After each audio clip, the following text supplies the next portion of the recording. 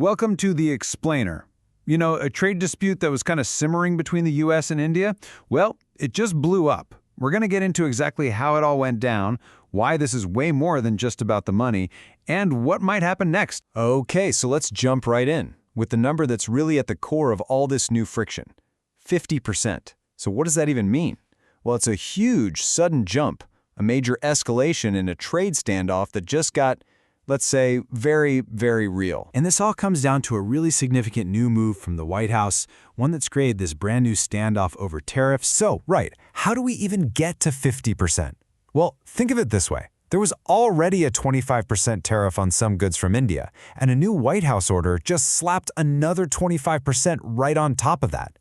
Just like that, in one move, the cost to import these things has literally doubled. This move puts India into a very exclusive and, let's be honest, not a very desirable club.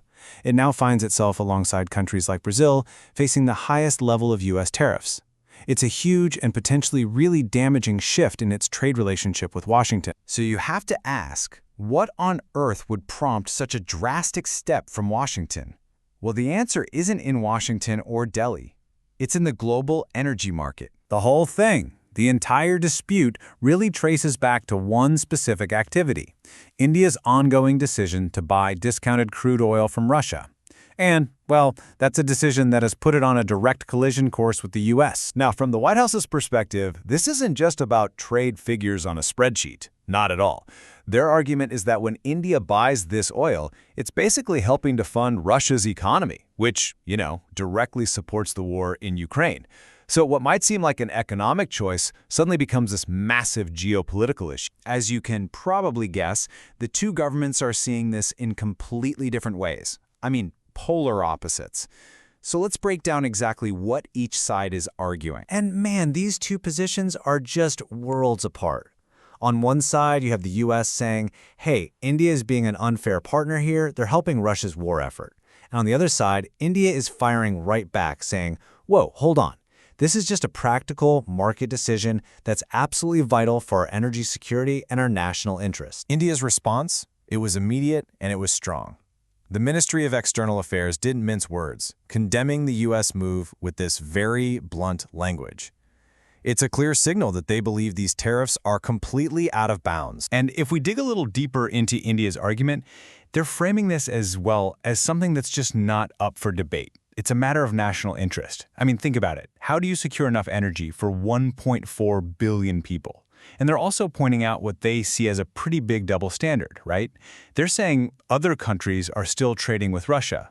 So the big question from their side is, why are we being singled out? This isn't just a war of words, though. This diplomatic fight has very real, very tangible consequences for the Indian economy. And get this, the clock is seriously ticking.